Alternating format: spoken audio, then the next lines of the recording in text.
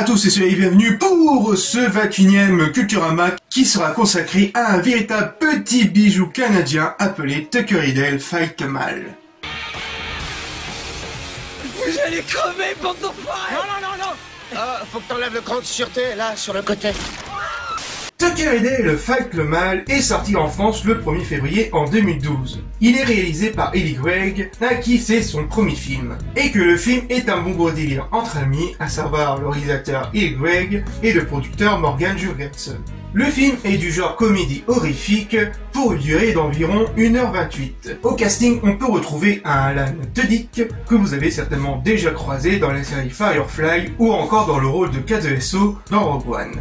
Le film nous raconte l'histoire de Dale qui est accompagné de son ami Tuck qui sont en route vers leur maison de vacances afin de prendre un peu de bon temps. Où est-ce que vous allez? On va passer nos vacances dans notre nouvelle maison vers Morris Lake. J'ai mis toutes mes économies et là c'est le grand jour. Avec mon pote Dale, on va la retaper et peut-être aller à la pêche. Taquiner le cousin. Il a du mal avec les femmes, alors je me suis dit que ça lui ferait du bien de prendre du bon temps entre hommes. Des hommes. Sur leur route, ils vont croiser un groupe d'étudiants en vacances, remplis des plus clichés des plus totales, et qui vont eux aussi dans la même direction qu'eux. Leur première rencontre ne fut pas forcément un grand succès, vu que les étudiants croient que nos deux héros sont des tueurs en série. Hey, réveille-toi, Chuck, plus vite, ils vont nous dépasser, là. Oh non, ça craint!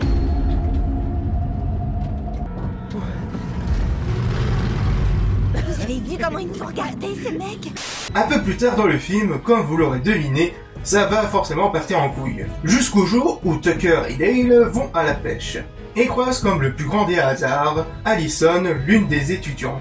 Surpris par nos deux héros, Allison tombe dans l'eau, et durant sa chute, elle heurte un rocher. Inconsciente, Tucker et Dale décident de la sauver, mais de loin, le reste de la bande croit qu'ils l'ont kidnappée.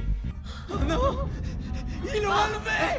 On a votre ami, mais pourquoi ils s'en vont? Chad! C'est des pousseurs! Ils ont capturé Allison!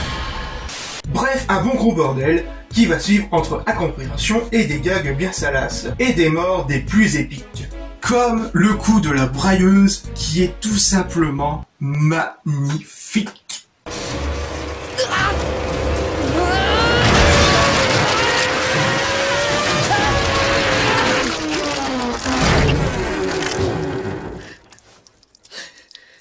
Ça va aller? La musique du film est composée par Mac Shields, qui nous offre une magnifique bande-son mélangeant country et horreur, notamment son thème original.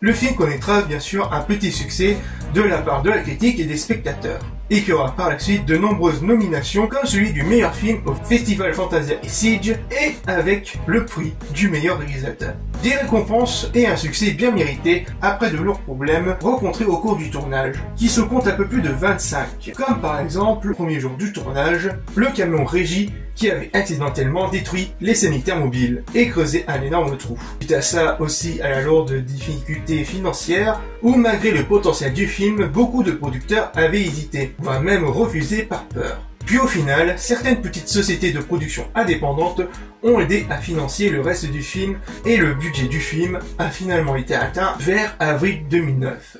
Pour conclure, Tucker et Dale Fight le Mal est un genre à part et un véritable petit bijou à voir. Si vous n'êtes pas du genre comédie horreur ou tout simplement de l'horreur, je vous recommande fortement de commencer par celui-là, car il réussit parfaitement à mélanger le genre entre la comédie et l'horreur, tout en s'amusant avec des clichés des séries B, tout en apportant aussi une histoire originale et des personnages attachants, et accompagné d'une très belle réalisation. Bref, je peux que le vous conseiller, c'est du 20 sur 20, un véritable petit bijou. Bref, un petit Culturama assez court, vu que j'ai pas vraiment trouvé d'autres informations sur le film, même sur Allociné, il y avait certaines choses, mais pas vraiment très intéressant. Mais enfin bref, donc je vous laisse, et on se retrouve pour de futures vidéos. Allez, peace!